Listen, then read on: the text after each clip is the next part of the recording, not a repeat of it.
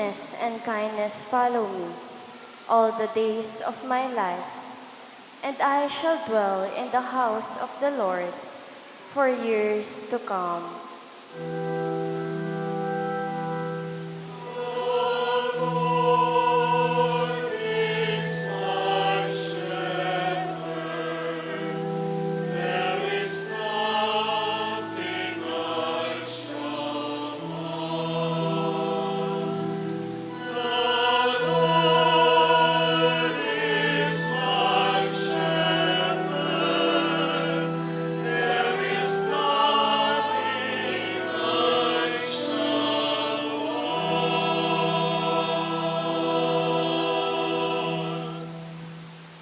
A reading from the first letter of Saint Peter. Beloved, if you are patient when you suffer for doing what is good, this is a grace before God. For to this you have been called, because Christ also suffered for you, leaving you an example that you should follow in his footsteps. He committed no sin, and no deceit was found in his mouth. When he was insulted, he returned no insult. When he suffered, he did not threaten. Instead, he handed himself over to the one who judges justly. He himself bore our sins in his body upon the cross, so that, free from sin, we might live for righteousness. By his wounds you have been healed, for you had gone astray like sheep, but you have now returned to the shepherd and guardian of your souls. The word of the Lord. Thanks be to God. Please stand to honor the gospel.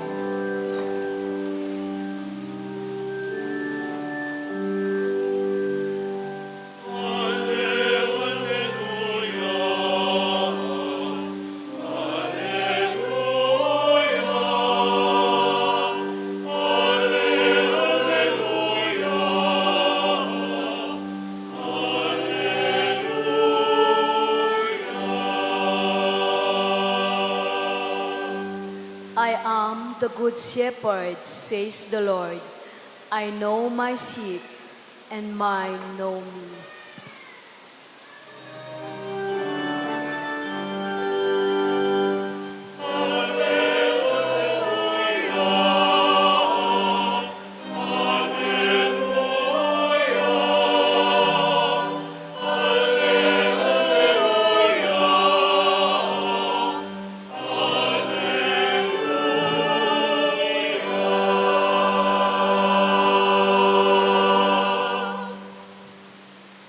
The Lord be with you.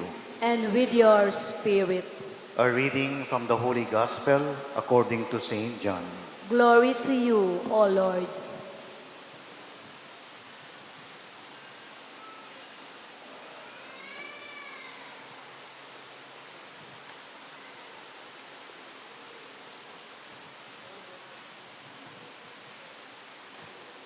Jesus said, "Truly I assure you, whoever does not enter the sheepfold through the gate, but climbs in some other way, is a thief or a marauder.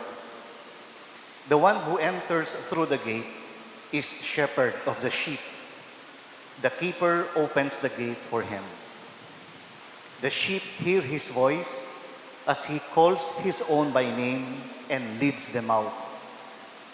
When he has brought out all those that are his, he walks in front of them, and the sheep follow him because they recognize his voice. They will not follow a stranger. Such a one they will flee because they do not recognize a stranger." Even though Jesus used this figure with them, they did not understand what he was trying to tell them. He therefore said to them again, My solemn word is this: I am the sheep gate. All who came before me were thieves and marauders, whom the sheep did not heed. I am the gate. Whoever enters through me will be safe. He will go in and out and find pasture. The thief comes only to steal and slaughter and destroy. I came that they may have life and have it to the full. The Gospel of the Lord. Praise to you, O Lord Jesus Christ.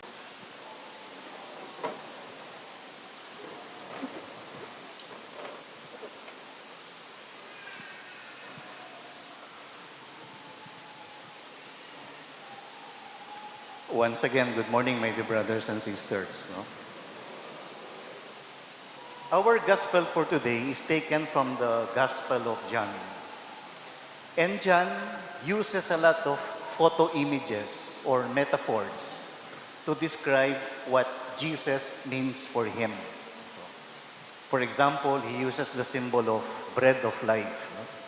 Or the living water, or the grape and the vine. No?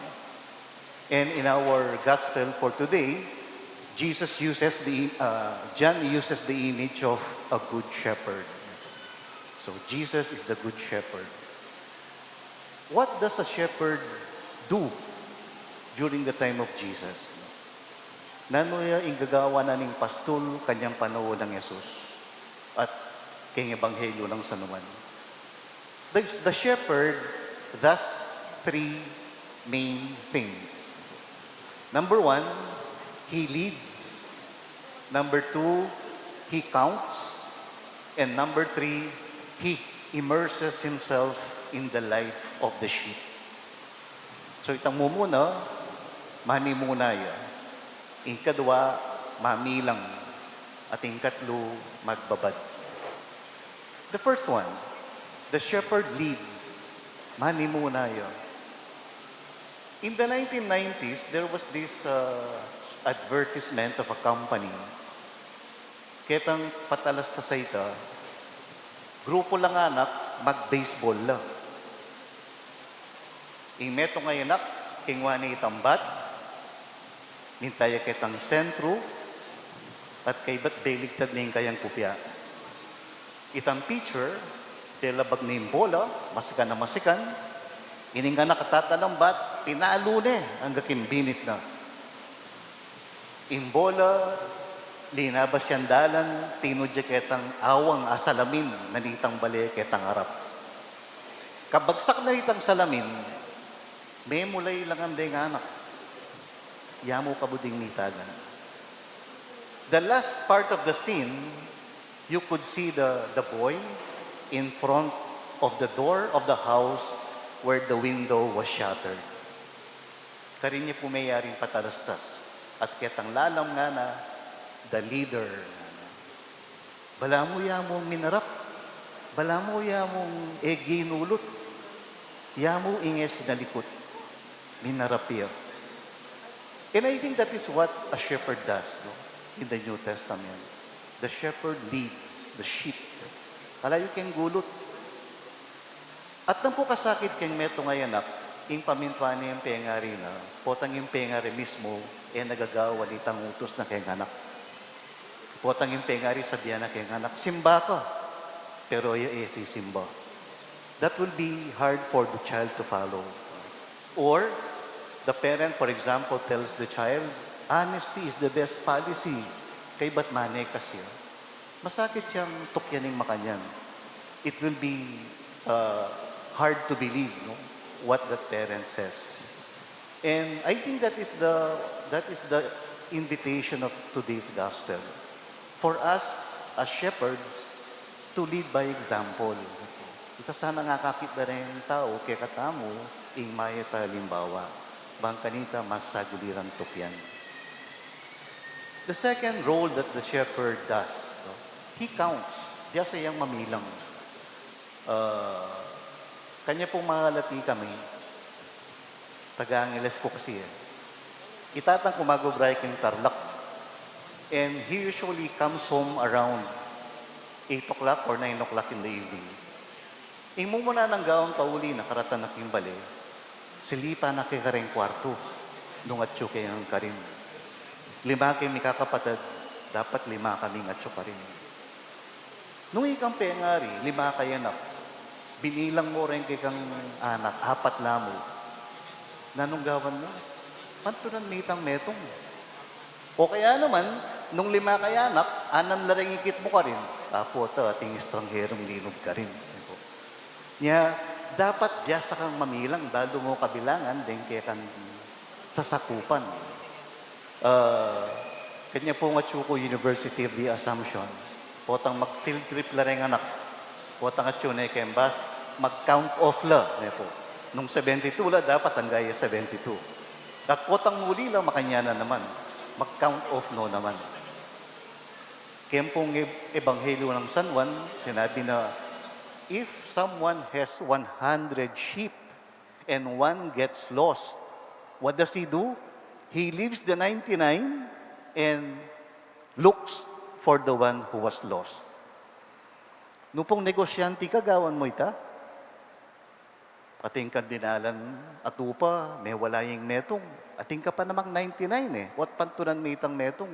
Kasdan mo, nung ating kandinalan atupa, nung mawala yung metong, may manapansinan.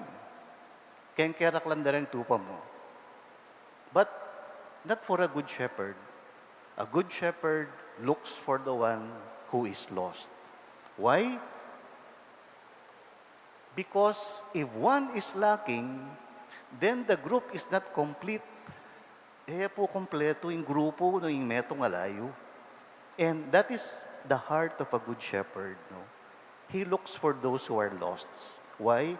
Because he wants the group to be complete. Biyasa yang mamilang.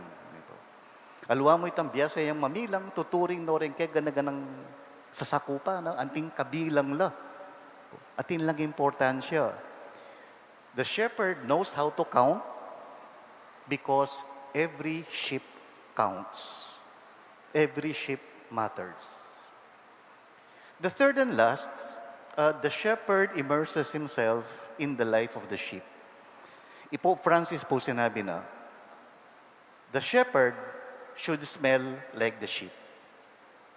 Imbaw na kanuning pastol, iambaw da rin tupa. Istong yung pastol mabang luya, in tupa mabulukla, buri ng sabihan, magbabad yung pastol ka rin tupa na. And I think that is the challenge of the gospel for us today. No? Ikayo pong pengari, balo yo po paninap deng anak yo, balo yo problema, balo yo itang kakatulara o kaya kakalungkot da, o kaya kaya ng asawa yo, balo yo nung naning mami saya kaya ng asawa yo, o kaya nung nanumburi ng daptan kaya ngaldo ite, mo naman nakwa ito, nung ko may pagkwento. Nya pining maya papastol, nala balo lagyo rento pa na. Nune, balo no kwento. Kanya nga tsuk po UA, ating metong empleyado, panayang mitatawli, kaya pa maglub na. Nya, makakamuhanan niyang makakamuhanan. Hanggang Misa Neldo, sinabi na kanako yung sangkan. She told me that she is a single mother. She has 3 children to take care of. Kailangan nung pagsadyang almusal ba yung keng klase. And then she has to take care of her sick mother. Nya mitatawli. Ngeni, may gusto itang gagawa na, uling kaya itang gagawa na ngay takimbali. Mali pa mo rin. Pero, aintindihan mo na. In other words, mas banayad kang manusga, potang bago mo kwento, o daralanan din kaya kang sasakupan. And I think that is what Jesus does, no? Jesus does not only understand our successes, He also knows our struggles, He knows our wounds. No? Nya, itamo naman sana makanyaningawan tamo. Manimuna, mamilang, magbabad. Today, as we celebrate Good Shepherd Sunday, the Lord is reminding us that in every sense, we are shepherds. No? parents to children, teachers to students, employers to employees, a friend to fellow friends. We are all shepherds in a way. And let us ask for the grace in this Mass that we do not only follow the Good Shepherd, that we become good shepherds ourselves for others.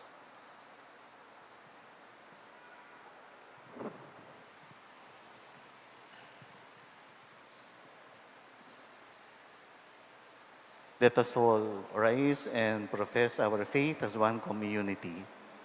I believe in I God, believe in God, the Father Almighty, creator of heaven and earth, and in Jesus Christ, his only Son, our Lord, who was conceived by the Holy Spirit, born of the Virgin Mary, suffered under Pontius Pilate, was crucified, died, and was buried. He descended into hell. On the third day, he rose again from the dead. He ascended into heaven and is seated at the right hand of God the Father Almighty. From there he will come to judge the living and the dead. I believe in the Holy Spirit, the Holy Catholic Church, the communion of saints, the forgiveness of sins, the resurrection of the body, and life everlasting. Amen. let us pray to the Lord to send us shepherds after his own heart. With confidence we pray, Lord, hear our prayer. Lord, hear our prayer. Inspire in our religious, political, and civil leaders a sense of responsibility, service, and respect for the dignity of its person. May they put the good of the people over their personal interest. We pray. Lord, hear our prayer. Have compassion on those who have wandered. Feed the hungry, comfort the weary, and bind up the brokenhearted. We pray. Lord, hear our prayer. Endow your church with vocations to the priesthood and consecrated life who give themselves totally to the cause of the kingdom. We pray. Lord, hear our prayer. Welcome into the eternal pasture of paradise the souls of our departed loved ones, especially the soul of Reverend Father Fernando David, and grant that we may be with them at the end of our earthly pilgrimage. We pray. Lord, hear our prayer. Let us pray for the urgent concerns of our community and our personal intentions. We pray. Lord, hear our prayer. Receive our petitions, O Father, that we may continue our mission of building your kingdom, so that when Jesus, our chief shepherds, appear, we shall receive the unfading crown of glory. We ask this through Christ our Lord. Amen.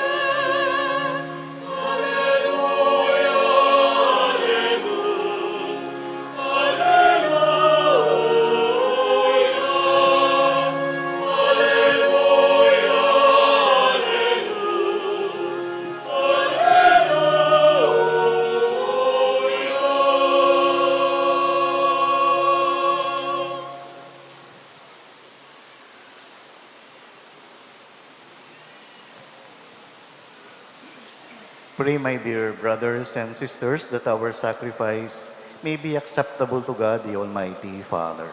May the Lord accept the sacrifice at your hands for the praise and glory of his name, for our good and the good of all his holy church.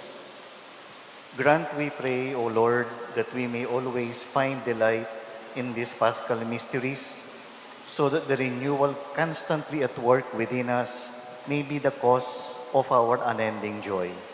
We ask this through Christ our Lord. Amen. The Lord be with you. And with your spirit, Lift up your hearts. we lift them up to the Lord. Let us give thanks to the Lord our God. It is right and just. It is truly right and just, our duty and our salvation, at all times to acclaim you, O Lord. But in this time, above all, to laud you yet more gloriously, when Christ our Passover has been sacrificed. For with the old order destroyed, a universe cast down is renewed, and integrity of life is restored to us in Christ. Therefore, overcome with paschal joy, every land, every people exalts in your praise, and even the heavenly powers with angelic hosts sing together the unending hymn of your glory as they acclaim.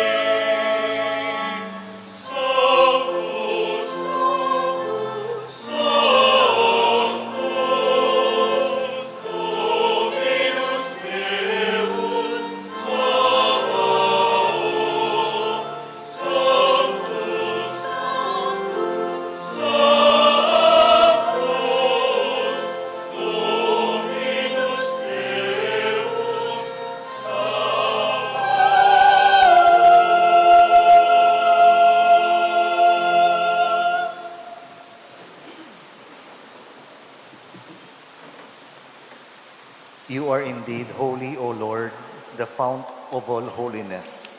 Make holy, therefore, these gifts, we pray, by sending down your Spirit upon them like the dewfall, so that they may become for us the body and blood of our Lord Jesus Christ.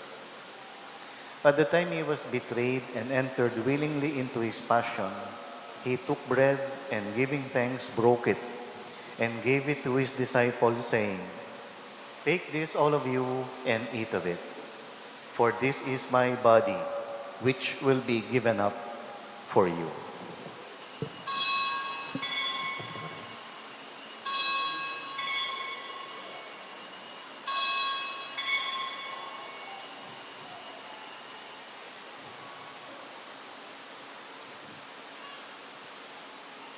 In a similar way, when supper was ended, he took the chalice, and once more giving thanks, he gave it to his disciples, saying, Take this, all of you, and drink from it.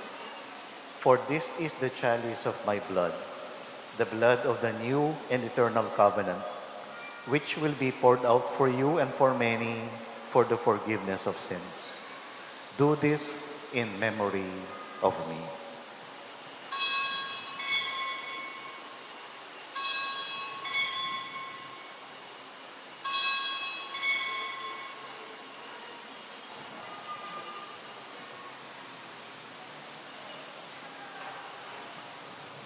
The mystery of faith.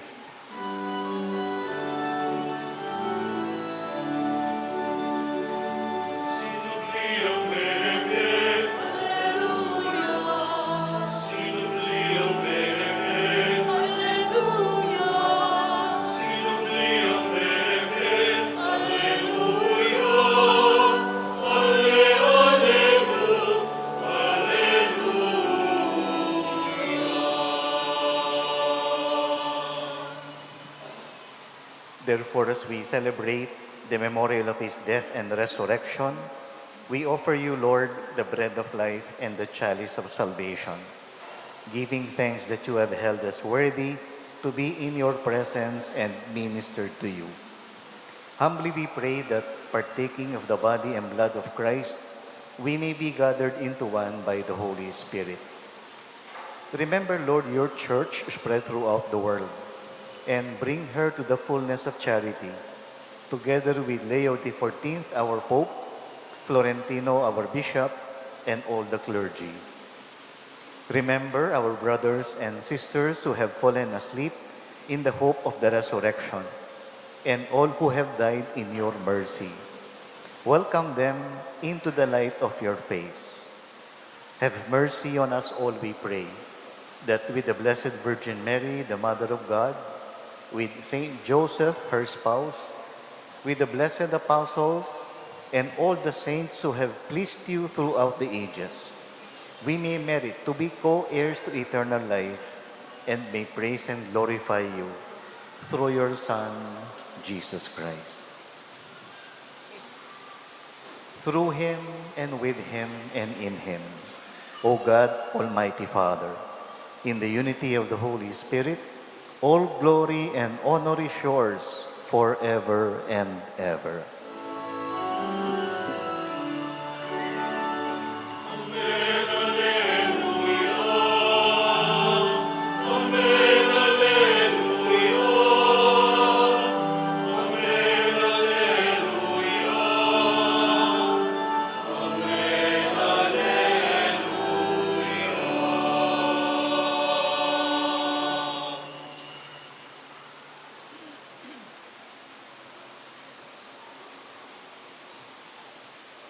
As sheep belonging to the one shepherd, let us now pray to the Father in the words our Savior himself taught us.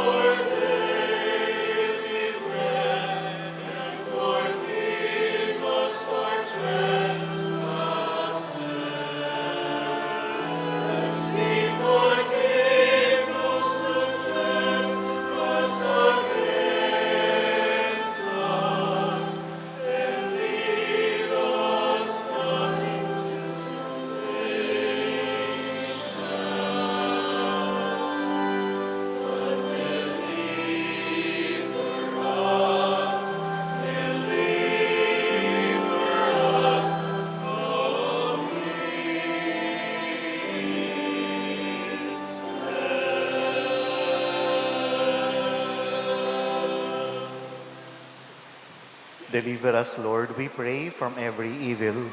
Graciously grant peace in our days, that by the help of your mercy, we may always be free from sin and safe from all distress, as we await the blessed hope and the coming of our Savior, Jesus Christ.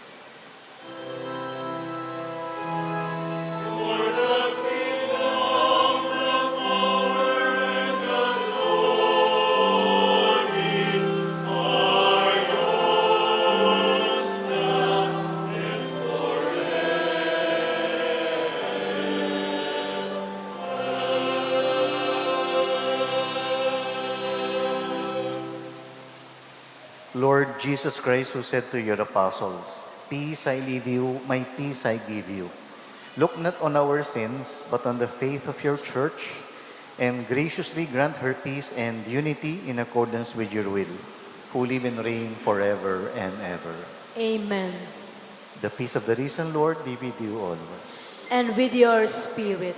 Let us offer each other the sign of peace. Peace be with you.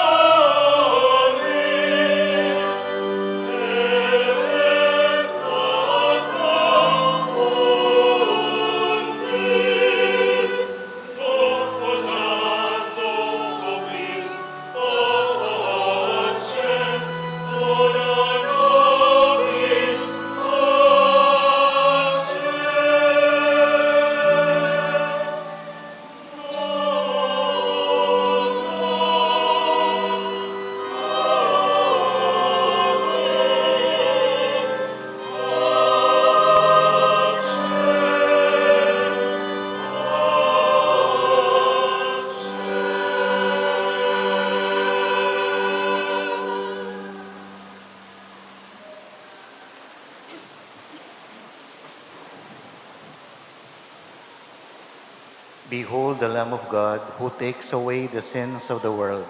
Happy are we who are invited to the supper of the Lamb. Lord, I am not worthy that you should enter under my roof, but only say the word, and my soul shall be healed.